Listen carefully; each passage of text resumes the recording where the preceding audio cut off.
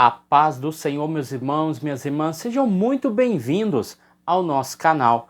É tempo de ensinar EBD, um canal exclusivo para os amantes da escola bíblica dominical. E hoje estaremos falando sobre a lição de número 2. Ela tem como título Imagens Bíblicas da Bíblia. Então, nós vamos tratar sobre esse assunto muito importante que vai nos trazer verdades sobre a relação da igreja e as imagens que são expostas sobre ela. Nós já aprendemos na lição de número 1 a questão do contexto histórico e ortográfico concernente à palavra igreja. Então nós já temos uma base bem sólida sobre o assunto. Agora, tratar sobre as imagens é algo fantástico, porque nós, no nosso dia a dia, tratamos de maneira corriqueira a questão da imagem concernente à igreja. Então, toda vez que nós vamos pregar, ensinar, usar ilustrações ou usar também a própria Bíblia, nós temos aí uma gama de imagens que nós usamos para ilustrar verdades sobre a igreja, sobre a comunidade, ok? Então, antes de nós começarmos a nossa lição, gostaria de pedir aquele like do céu, tá bom? Que nos ajuda demais. Também deixa aí, se possível, seu comentário, isso é muito importante para o nosso canal. E se for possível, compartilhe também o nosso vídeo. Isso vai nos ajudar de maneira fantástica. Os irmãos não têm ideia o quanto nos ajuda. Então, o apoio de vocês é importantíssimo para o crescimento do nosso canal. Eu agradeço a Deus pela vida de cada um e, a partir de agora, vamos aqui para a nossa lição, porque os irmãos já estão aí ansiosos pela lição de número 2, tá bom? Vamos lá, para o nosso texto áureo, o texto áureo diz o seguinte: mas vós sois. Nós temos uma indicação de alguém, de um grupo. Vamos analisar. A geração eleita, ou seja, as características da nova condição, o status atual dessa comunidade, dessa igreja. Ou seja, geração eleita fala de uma raça, de um povo escolhido. E lembrando que nós já não estamos mais falando do Velho Testamento, mas sim do Novo Testamento. Então eu tenho uma geração eleita. O sacerdócio real, ou seja, sacerdotes do rei, pessoas que trabalham com funções e status de sacerdote. Essa é a nova condição desse povo que é eleito e escolhido. A nação santa, ou seja, um povo que é completamente dedicado a Deus, porque a comparação ao Velho Testamento é muito forte e as características e também os pontos principais que norteiam o Velho Testamento são explícitos no Novo Testamento. Então, quando se fala de nação santa, está falando de um povo completamente dedicado a Deus, e isso nós já fazendo referência ao Novo Testamento. Qual é o objetivo dessa geração eleita, desse sacerdócio real, dessa nação santa e desse povo adquirido, que no caso aqui é um povo pertencente a Deus? Para o quê? O que esse povo vai fazer? Para que eles foram escolhidos? Se lá eu já tinha no Velho Testamento a nação de Israel, por que um povo foi escolhido agora no Novo Testamento? Primeiro, para que anuncieis as virtudes, ou seja, os atos poderosos de Deus.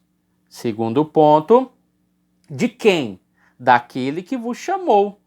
Quem chamou? Jesus. Estamos falando do Novo Testamento. No Velho Testamento, quem chamou foi Deus no Monte Sinai. Agora, essa geração eleita é chamada por Jesus para anunciar o quê? Os atos poderosos de Deus. E daí nós temos a transição.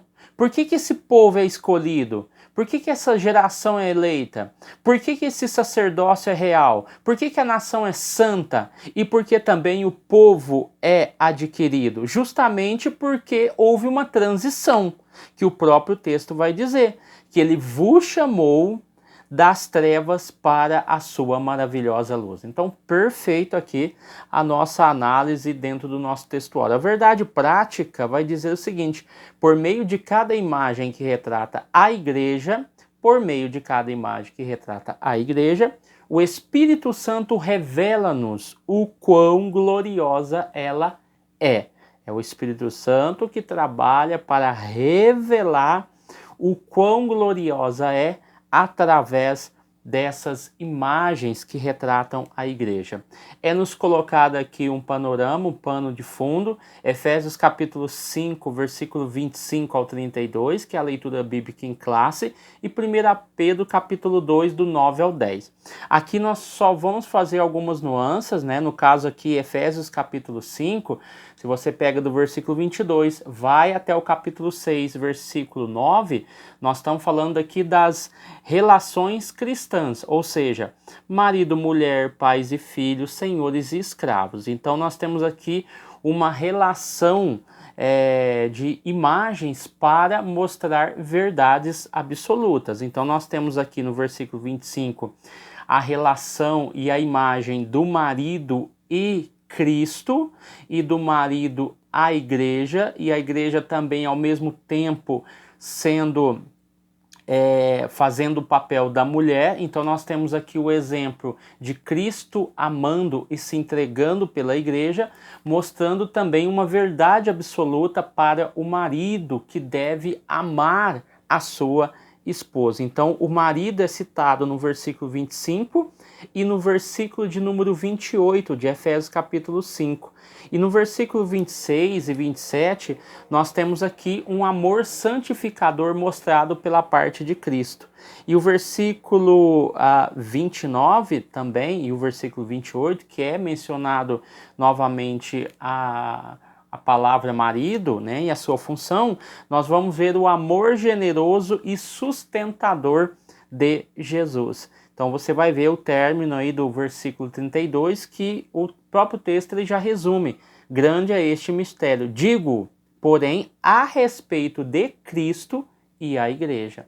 Então nós temos duas grandes verdades relacionadas à questão do marido e da mulher, mas também fazendo comparações a esse amor de Cristo pela igreja, e esse amor de Cristo para a igreja deve ser representado, replicado e praticado pelo marido, pela sua esposa. Então nós temos aqui um panorama bem interessante, uma comparação que serve como pano de fundo.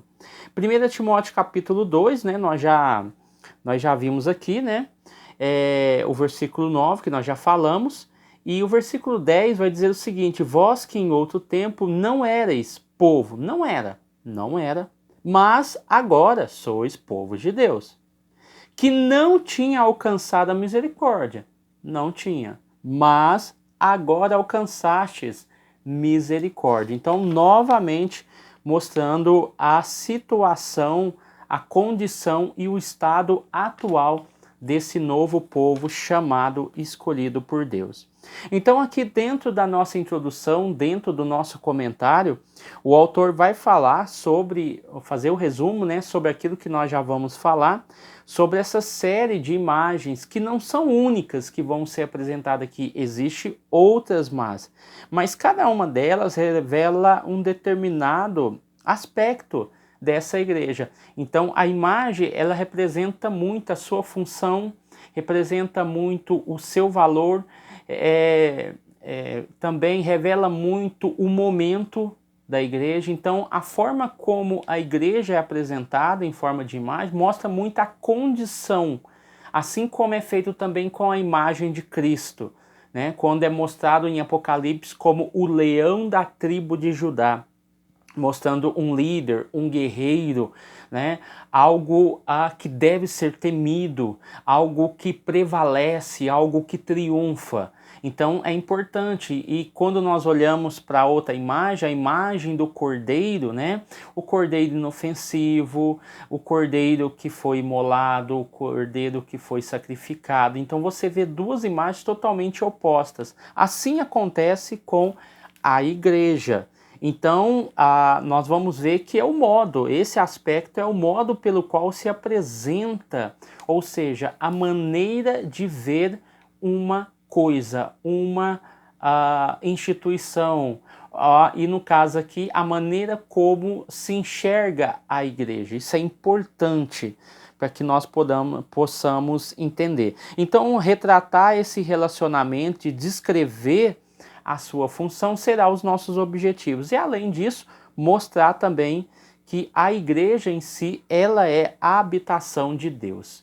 Então nós vamos ver que há várias imagens da igreja que não serão tratadas aqui por causa do tempo, mas nós temos, por exemplo, o ramos e a vinha, João capítulo 15, a ovelha e o pastor, João capítulo 10, as pedras e a pedra angular, 1 Pedro capítulo 2, o sacerdote e o sumo sacerdote, Hebreus capítulo 2, capítulo 4, capítulo 7 e 1 Pedro capítulo 2. Nós vamos ver também a figura da nova criação e o último Adão, que está lá em 1 Coríntios capítulo de número 15, e dos membros e a cabeça do corpo, 1 Coríntios capítulo 12 ou Efésios capítulo 4. Então, a igreja é formada por aqueles que foram salvos pela graça, por meio da fé. Então, é essas pessoas que a figura de linguagem tenta passar a ideia. Como é que essas pessoas que são salvos pela graça por meio da fé veem essa comunidade, vê a igreja e vê o Cristo? Como eles conseguem enxergar essa pessoa e obra? Então as imagens, elas falam muito, tá bom? Elas falam mais até que palavras.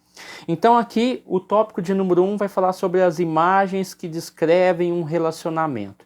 Então aqui nós vamos de maneira específica falar sobre relacionamentos, que está concernente à noiva e à esposa. Concernente à noiva é uma das mais belas das Escrituras, tá bom? Mostrando aqui a questão da virgem pura que o autor nos coloca, ou seja, essa igreja, essa comunidade de salvos, ela deve viver como a virgem prometida ao marido. Isso é básico. Outra coisa que está relacionado concernente à virgem, essa igreja, o compromisso que foi feito, a aliança, o respeito, a admiração e o amor que tem entre os dois. Só que a figura que se encontra no Velho e no Novo são completamente diferentes. Quando nós olhamos no Antigo Testamento, a questão da noiva, principalmente em Isaías 54, Isaías 62 e Jeremias, capítulo de número 2, nós vamos ver que essa noiva é retratada de forma bastante forte. Ou seja, a infidelidade de Israel com seu Criador, ela é muito forte, mostrando que essa noiva, ela foi infiel ao seu marido. Isso nós vemos muito claro no Antigo Testamento. No Novo Testamento, essa noiva, nós vamos ver que Cristo é chamado de noivo. Esse Jesus que nós servimos, o Cristo, ele é chamado de noivo, é uma figura para mostrar uma realidade. Tanto é que Cristo é chamado de noivo para personificar o amor de Deus em seu modo mais supremo, ou seja, o sacrifício. Tanto é que nós analisamos isso em Marcos capítulo 2, versículo 18 a seguir, Efésios capítulo 5, versículo 27 e Apocalipse capítulo 19, versículo 7 e também o capítulo 21, versículo de número 2. Aqui nós vamos ver essa personificação do amor de Deus. Como é que Deus vai mostrar para a igreja que ele a ama? Através da figura de um noivo que aguarda ansiosamente que o momento chegue e ele vá buscar a sua noiva pura, santa e imaculada. Tanto é que o autor coloca essas características: a questão da pureza, a questão da fidelidade e a questão da castidade. Isso tudo levado a um ambiente espiritual. Então Deus usa essa forma para nos mostrar que essa igreja tem um noivo e ela deve esperar por ele. Então nós vamos ver que esse tempo atual de purificação da igreja, olha para você ver o que nós estamos vivendo. Pare, analise, pense e reflita junto comigo. Nós estamos falando da noiva e a noiva está nos preparativos e nós temos o noivo. Então o que acontece com a noiva nesse intervalo? Esse tempo atual de purificação da igreja é uma reminiscência dos 12 meses de embelezamento pelos quais Esther e as virgens passaram antes de serem trazidas ao rei, né? Lá em Esther, capítulo 2, versículo 12. Então, o que a igreja está vivendo hoje como noiva são os preparativos de purificação. Por isso que Cristo vai vir para buscar uma igreja sem mancha e sem mácula, porque ela está passando por um processo de purificação, ok? Então vamos lá. A outra imagem é a esposa. E aqui nós temos aqui uma característica importante. Por quê? Porque assim como é destacada a pureza da noiva, também é da esposa. Aqui nós estamos falando de um relacionamento de Cristo com a igreja fundamentado no quê? No amor. E esse amor é mostrado pelo próprio noivo. E Cristo amou a igreja.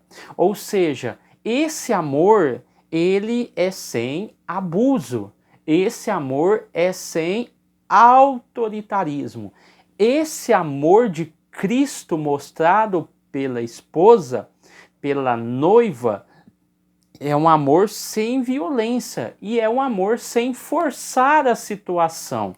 E isso é muito belo, porque dá liberdade de escolha para a noiva. Ela decide se quer o encontro com o noivo ou não. Então cabe a cada um de nós escolher se queremos passar por esse estado de embelezamento, de purificação, ou nós não vamos aceitar, vamos desistir e não vamos querer ter mais casamento. Então, na realidade do amor que se entrega e se sacrifica, o amor que cuida, o amor que zela e o amor que ama. E quando nós olhamos para essa questão do casamento, nós temos sim na Bíblia a parábola das 10 virgens. A parábola das 10 virgens, Mateus capítulo 25, do 1 ao 13, retrata realmente como será esse casamento. Como será o momento do casamento. Então você vai ver que Mateus 24, versículo 36 e Mateus capítulo 25, do 1 ao 13, que foi o que eu citei aqui, nós vamos ver o que? A fala sobre o seu retorno, ou seja, a vinda do noivo para o casamento. Então, a vida da igreja, a sua santidade e a sua unidade estão em Cristo, está no noivo. A igreja vai se completar no noivo, essa figura.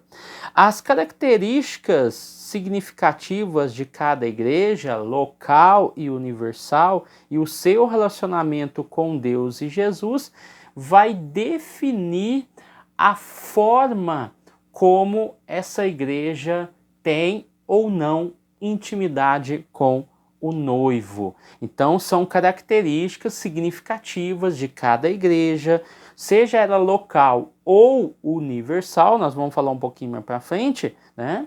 Que define essa intimidade, essa relação com Deus e com Jesus, tá bom? Então nós entendemos aqui essas duas relações e essas duas imagens, tanto da noiva quanto da esposa. Vamos lá. Então aqui, entendendo essa questão, o tópico 2 vai falar imagens que descrevem função. O item 1 falamos sobre relacionamento, agora é função. Dentro da ideia da função, o subtópico de número 1 vai tratar geração eleita, sacerdócio real, nação santa e povo adquirido. 1 Pedro 2:9, nós já falamos aqui, demos um spoiler, né, no texto áureo, e aqui nós vamos falar mais um pouco. Essa questão da geração eleita, o próprio texto traz a tradução grega, nós vamos ver que dá-nos a ideia de raça. Então, o Novo Testamento mostra que em Cristo, tanto judeus quanto gentios fazem parte de uma só geração ou raça. Então, nós temos aqui o contraste entre o tempo presente do crente e o seu passado. Nós temos também aqui a geração eleita que defende os princípios da verdade do reino de Deus. O que nós temos aqui de revelação? Nós temos aqui uma geração eleita que defende os princípios do reino. São princípios de união, são princípios de paz, são princípios de aceitação, são princípios de misericórdia, são princípios de graça. Não é princípios de divisão. Se no passado, no Velho Testamento, havia um grande abismo, esse abismo ele caiu por terra. Foi Paulo que falou isso sobre o muro de divisão que existia no templo. Quem era gentil chegava até o templo e havia uma barreira.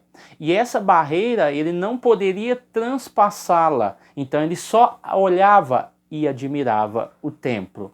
Mas a partir do momento em que esse muro caiu, segundo Paulo, todos têm acesso a esse templo, todos têm acesso, na verdade, a Deus. Então, essa geração eleita é traduzido aqui como uma geração que agora faz parte de um todo. O B, né, que nós falamos sobre o tópico A, o tópico B, sacerdócio real.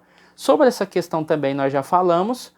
Nós vamos ver que os cristãos, eles compartilham sua autoridade real e pode-se chegar a Deus diretamente, mas por meio de Cristo. Então, essa questão, essa linguagem, essa figura de linguagem, mostrando essa autoridade real, esse status presente que agora nos colocamos, porque antes só se tinha as pessoas específicas, da linhagem específica, que poderiam ser sacerdotes, levitas e sumo sacerdote. Agora não. Nós exercemos e compartilhamos essa autoridade, a autoridade real do sacerdote. E também temos o direito de se achegar a Deus por meio de Cristo. Vamos aqui também para o C, o tópico C. Nação santa e um povo adquirido. Essa nação e esse povo eram e representavam e deveriam ser o quê? Essa nação e esse povo eram e representavam e deveriam ser. E nós olhamos aqui também, deveria ser o quê? Uma nação santa e um povo adquirido, um povo que foi comprado. Um povo que é nação santa, como nós já falamos aqui, que é uma nação completamente dedicada a Deus, não pode haver misturas. Então isso é importante. Então nós estamos entendendo que nós fomos chamados por um Deus santo e purificador pelo Espírito Santo. O Espírito Santo trabalha em nossas vidas e assim nós conseguimos exercer a função de nação santa e povo escolhido. Essa eclésia, essa eclesia, esse povo, essa comunidade que tem o que? Características diferentes, características que a definem e que tem princípios que são norteados não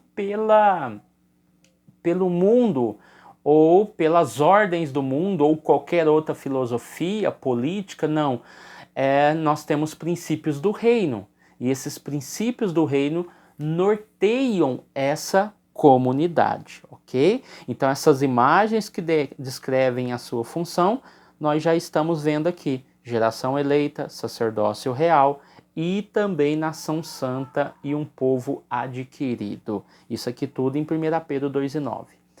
O subtópico de número 2 vai falar sobre o corpo de Cristo. Nessa questão do corpo de Cristo, a igreja é o corpo de Cristo mais do que uma organização. Nós falamos sobre isso, porque se eclésia ou eclesia fala sobre uma reunião, uma chamada para uma reunião, para uma assembleia, e também os gentios, na verdade, é que usavam esse termo, e a gente não sabe, como nós estudamos na outra aula, como é que esse termo foi adquirido, absorvido pelos cristãos. Há uma ideia de que os judeus cristãos podem ter adquirido essa palavra e ter colocado no seu ambiente cultico cristão, né? Mas são apenas especulações. Na verdade, ao certo, nós não sabemos em que momento da história o termo igreja tomou uma proporção universal, e não somente definindo um ambiente de reunião pública, mas sim um povo que estava ali para adorar e buscar a Deus. E nós falamos ali sobre alguns adjetivos que esse povo de Deus tinha, né?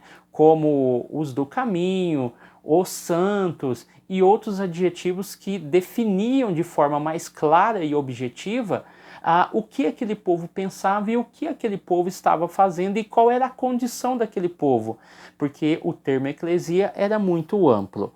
Então aqui nós vamos ver que, primeiramente, como o autor está falando, como nós estamos falando sobre o corpo de Cristo, primeiramente retrata a harmonia e unidade.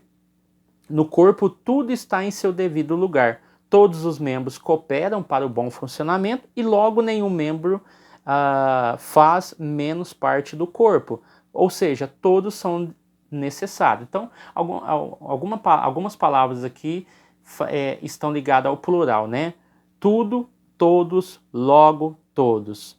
Ou seja, nós estamos falando de uma harmonia na diferença. Isso é muito fácil de explicar quando nós entendemos a orquestra. A orquestra tem vários instrumentos. Cada instrumento tem o seu som, cada instrumento tem a sua forma de tocar. Se eu toco um instrumento sozinho, talvez ele não tenha o grande impacto que se espera.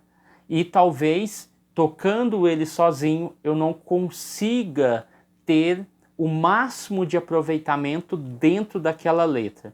Mas, quando eu uso todos os instrumentos que são diferentes, eu consigo ter uma harmonia. É por isso que há uma harmonia na diferença. Os instrumentos podem ser diferentes, mas quando eles são tocados de forma harmônica e juntos, eles fazem uma música linda e maravilhosa. Então nós entendemos e compreendemos que a igreja, essa comunidade formada por pessoas salvas e remidas no sangue de Jesus, tem as suas diferenças, mas quando elas se encontram em um mesmo local, numa mesma reunião, você vai ver que todos têm o mesmo pensamento, o mesmo propósito e o mesmo objetivo: buscar a Deus, adorar a Deus, pedir a sua graça, pedir a sua misericórdia, pedir a sua paz, ou seja, várias outras coisas que podemos fazer quando há um ajuntamento de pessoas, tá bom? Então, a igreja é uma unidade, a igreja deve ser entendida como isso. Por mais que exista várias comunidades, várias igrejas espalhadas por todo o Brasil e o mundo, nós temos que entender que a igreja é uma unidade. A igreja representa o corpo de Cristo. A igreja, nós temos que entender também que o Espírito opera em todo esse corpo. Se nós temos que ser unidade, e nós entendemos que nós somos o corpo de Cristo e Cristo é a cabeça, nós temos que entender que o Espírito Santo opera em todo esse corpo. E também temos que entender que a igreja é uma unidade que contém diferenças. E isso é a beleza do cristianismo. São pessoas totalmente diferentes, pessoas de vários países, mas que têm um mesmo objetivo e um mesmo propósito. Nenhum órgão pode estabelecer um monopólio no corpo, assumindo as funções do outro, porque como já tem a imagem do corpo, nós somos o corpo, estamos no corpo de Cristo, na verdade, e Cristo é a cabeça. Então nós não podemos falar de forma alguma que nós não necessitamos do pé, não necessitamos do dedinho. Isso Paulo deixou muito bem claro. O olho tem a sua função, o dedinho tem a sua função, as mãos têm a sua função, os pés têm a sua função, ou seja, cada um no seu devido lugar. Então essas imagens, e é interessante, né, como Jesus usou as suas parábolas, como ele falou de parábolas, porque fala de imagens, de ilustrações, de algo fácil de se compreender. Então qualquer ser humano entende quando fala da unidade do corpo e fala das características do corpo, é fácil entender que por mais que você tenha o seu dedinho do pé, você não quer perder ele, porque ele tem uma função no seu corpo. E mutilá-lo não vai trazer nenhuma solução, mas pelo contrário, um tipo de sofrimento vai aparecer, ok? Então vamos lá. O tópico 3 vai falar sobre as imagens que descrevem habitação. Então nós já falamos sobre relacionamento, falamos sobre função e agora vamos falar sobre habitação. Muito embora seja comum identificar a igreja a partir de sua estrutura arquitetônica, não é isso que a Bíblia identifica como sendo uma igreja. Tiago falou sobre a igreja verdadeira. A igreja verdadeira, ela tem características próprias, ok? Então, individualmente, cada crente é um templo do Espírito Santo, tá bom? Vamos falar aqui, ó. E de forma corporativa, a igreja é retratada como sendo o santuário de Deus. Então vamos aqui primeiramente à questão do primeiro ponto. Individualmente, cada crente é um templo do Espírito Santo. Então vamos lá. Aqui ele usou 1 Coríntios 6,19. Para entender isso, vamos primeiramente em 1 Coríntios 6,15. O texto vai dizer o seguinte: será que vocês não sabem que o corpo de vocês faz parte do corpo de Cristo? Será que eu vou pegar uma parte do corpo de Cristo e fazer com que ele seja parte do corpo de uma prostituta? É claro que não. Aí o versículo 19 vai trazer uma nova realidade. Será que vocês não sabem que o corpo de vocês é o templo do Espírito Santo que vive em vocês e lhes foi dado por Deus? Vocês não pertencem a vocês mesmos, mas a Deus. Primeira verdade que Paulo especifica aqui no versículo 15. O corpo de vocês faz parte do corpo de Cristo. O corpo de vocês faz parte do corpo de Cristo, ao qual ele é a cabeça. Então você vai pegar o seu corpo, a parte do corpo de Cristo, e vai atrelá-lo a uma prostituta? Claro que não. Aí ele define: se vocês fazem parte do corpo de Cristo, isso nos traz uma verdade, que o autor Paulo vai dizer, que vocês são o templo do Espírito Santo, que vive em vocês e lhes foi dado por Deus. O corpo foi dado por Deus. Então, nesse corpo, ele serve de santuário para o Espírito Santo. Então, aqui 1 Coríntios 3, 16 e 17, nós temos uma outra verdade. Certamente vocês sabem que são o templo de Deus e que o Espírito de Deus vive em vocês. Assim, se alguém destruir o templo de Deus, Deus destruiria essa pessoa, pois o templo de Deus é santo e vocês são. Olha o que? Vocês são o seu templo. Então, tanto em 1 Coríntios, capítulo 3, versículo 16 e 17, 1 Coríntios 6 e 15 e 1 Coríntios 6 e 19, depois você analisa aí na sua casa, você vai ver a importância do corpo, da pessoa, do cristão em si, ser o templo do Espírito Santo. Então, na verdade, nós somos o ambiente de habitação, de transformação, de renovação e de missão. Então, para isso serve o nosso corpo, serve a nossa vida, na verdade. Então, nós entendemos que individualmente cada crente é um templo do Espírito Santo. De forma corporativa é retratada como sendo o santuário de Deus. Por isso que eu falei sobre 1 Coríntios 3, 16 ao 17, porque o autor mesmo citou. Então aqui a pluralidade ela é notória, tá? Deus vive em vocês. E se alguém destruir esse templo, aqui está falando individualmente, não é o outro, é você. Se você destruir esse templo, o que vai acontecer? E vocês serão destruídos. Por quê? Porque Deus não quer um templo sujo. Deus não quer um templo bagunçado. Esse ambiente que nós falamos, né? Por isso que é interessante, algumas pessoas falam assim, eu sou a igreja. Se a gente for ver agora pela palavra, tá tudo errado. Né? Porque a igreja, para ter igreja, precisa de ajuntamento. Ajuntamento. Quando eu tenho ajuntamento, eu tenho uma eclésia, eu tenho uma igreja.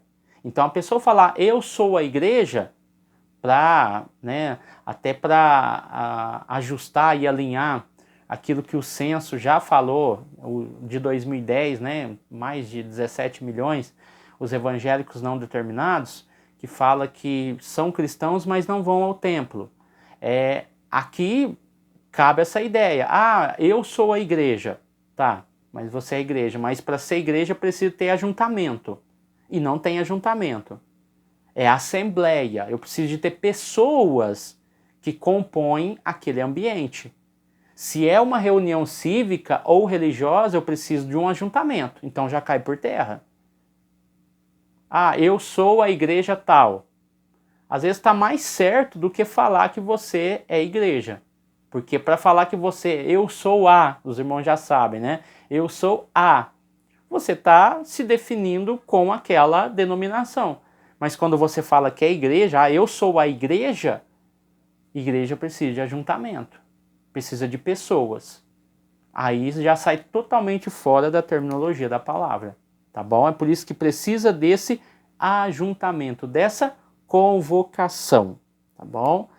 Aí nós entendemos que os gentios, tamanha proporção dessa questão do santuário de Deus, que nós olhamos o seguinte, os gentios religiosos, eles tinham um templo, ok?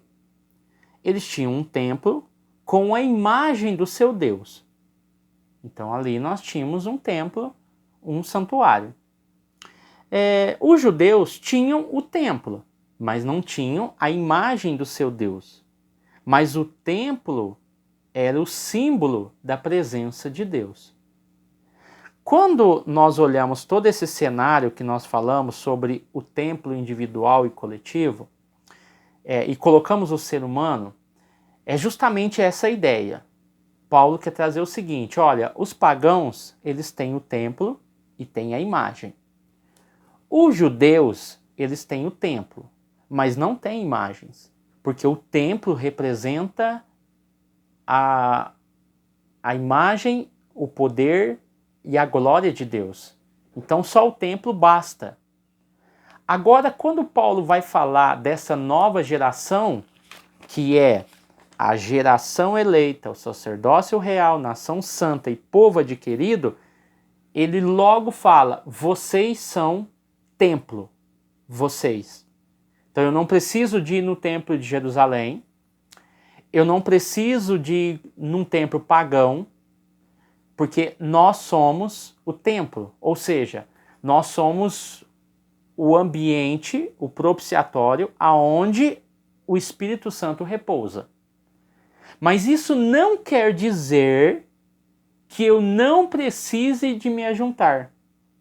Até porque Hebreus capítulo 10, versículo 25, vai dizer o seguinte: não abandonemos, como alguns estão fazendo, o costume de assistir às nossas reuniões. Em algumas traduções, vai dizer assim, ó, reunirmos como igreja.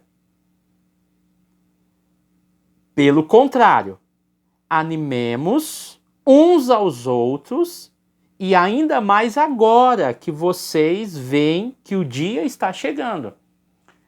Então olha que magnífico, que perfeito. A Bíblia deixa bem claro no Novo Testamento que eu sou o templo.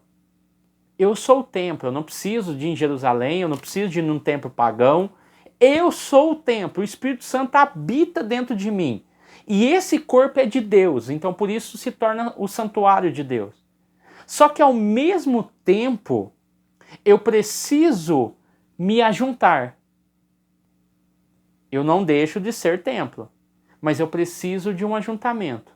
Eu preciso de um ambiente ao qual eu possa exercer e praticar a minha fé.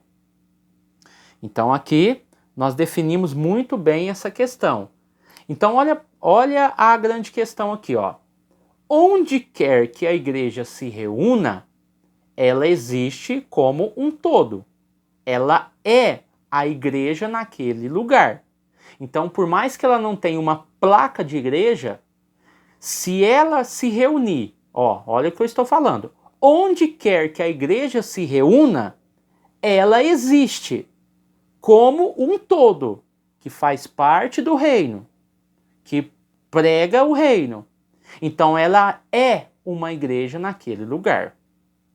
Então a congregação em particular representa a Igreja Universal. Então olha a grande questão aqui. A congregação em particular representa a Igreja Universal. Então pode ter igreja de vários nomes. Ela representa a Igreja Universal. Isso é fato. Igreja A, Igreja B, Igreja C, D, E e F e demais. Ela representa alguma coisa. Então ela representa a Igreja Universal.